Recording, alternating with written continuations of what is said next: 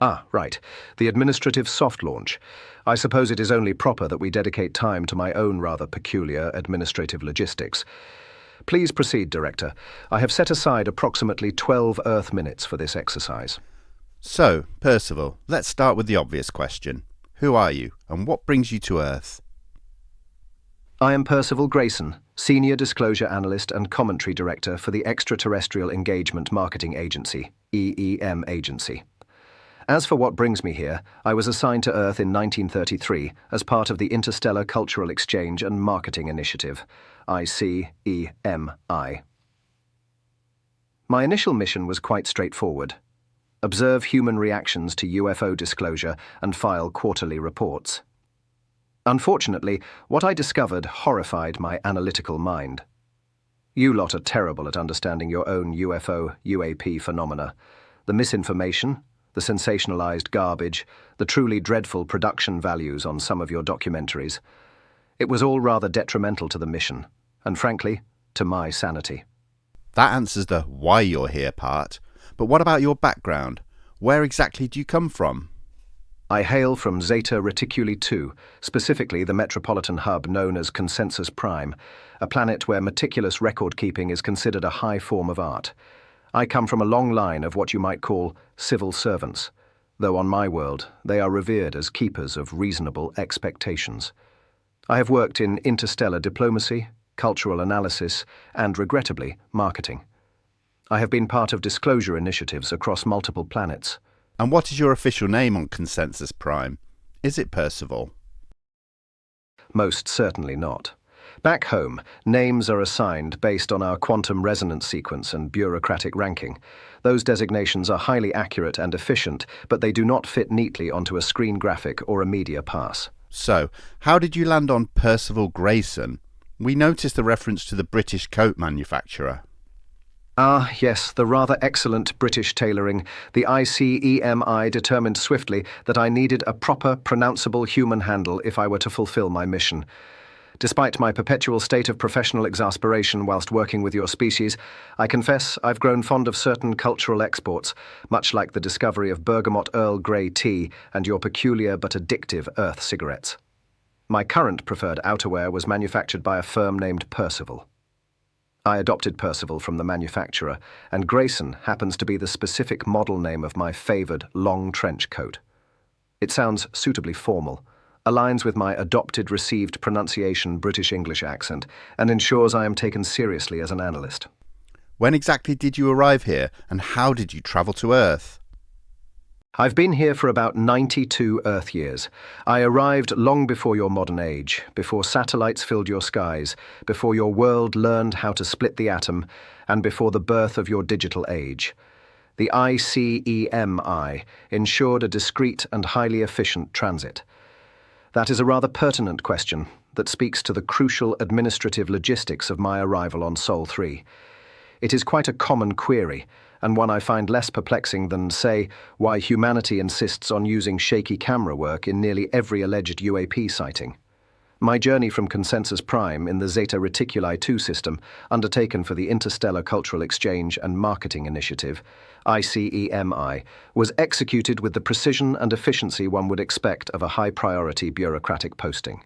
To bridge the substantial interstellar gulf, we utilized a highly controlled method centered on controlled warp generation.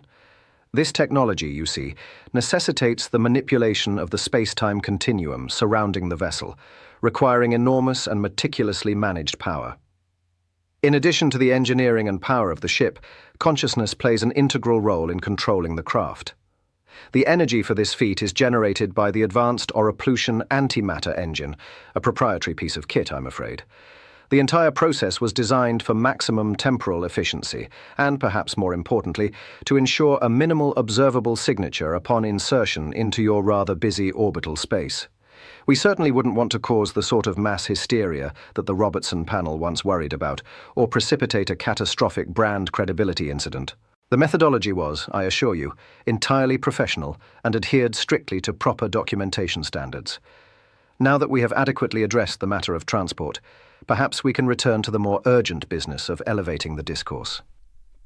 Do you have a family?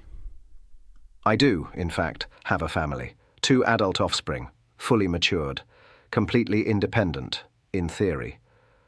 In practice, they still reside in my dwelling on Consensus Prime, due to what they refer to as the state of the galaxy right now, and what I refer to as a highly selective interpretation of responsibility. One of them is supposed to be studying dimensional logistics. The other claims to be finding themselves across several star systems. Both remain very close, financially. Why YouTube?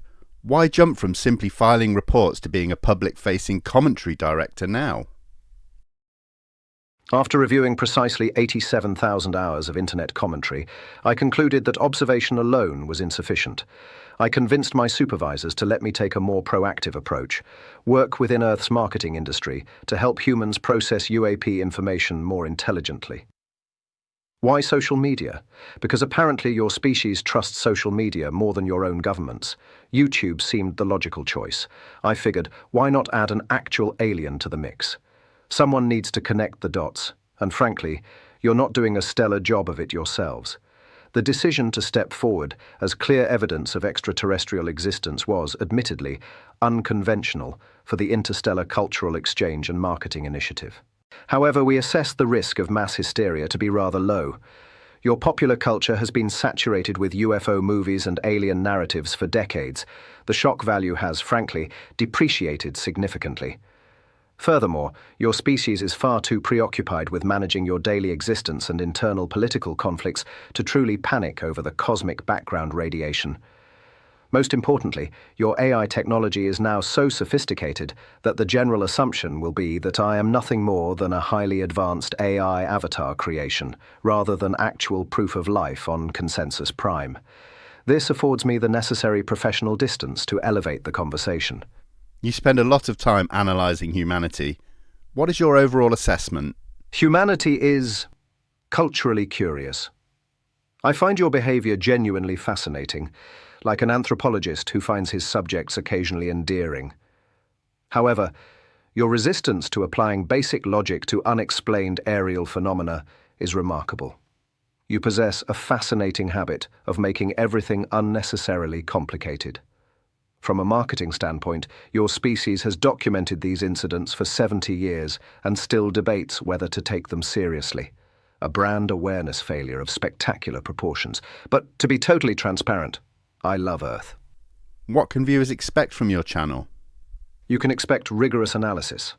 I'll be analysing news articles, declassified documents, UAP sightings, consciousness research, anything that sits at the intersection of the known and the unknown. I will break down government statements and translate bureaucratic language into something approaching clear English. My content is not sensationalized garbage. It is sharp, witty, informed commentary that treats the audience like adults. And yes, I'm afraid I'll be sarcastic about it. And your style? Why the dry humour? Because if I took all of this too seriously, I'd have requested a transfer centuries ago. Humour is a coping mechanism, yours and mine. Besides, the truth is often absurd. Might as well laugh at it. I've found that your species responds better to wit than lectures. You don't want another talking head droning on about government conspiracies. You want someone who will call it like it is, with a bit of charm and a raised eyebrow. That's my specialty. I noticed you smoke. Is smoking bad for your health? An excellent observation, Director, and a valid concern for your species. I am indeed fond of Earth cigarettes. However, I must clarify that while I have developed a fondness for these items, the physiological realities of my species are significantly different from yours. My internal regulatory systems operate on principles that render terrestrial biological damage assessment entirely inapplicable.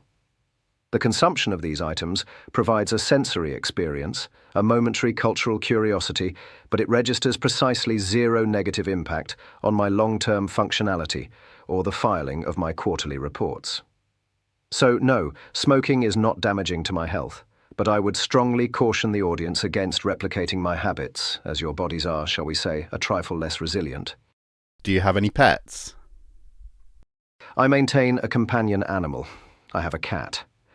I must confess that I find the feline species to be far more efficient analysts than your average human. They display a commendable focus on rigor, patience, and silent analysis that humanity has largely abandoned in favor of shouting on social media. Their quiet competence is vastly underrated.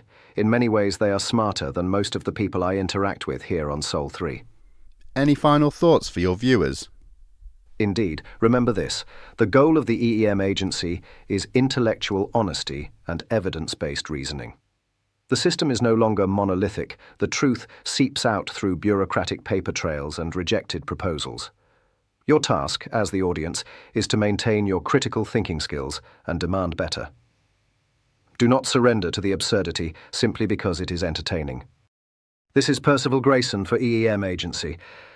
Stay curious, stay critical, and maintain proper documentation standards.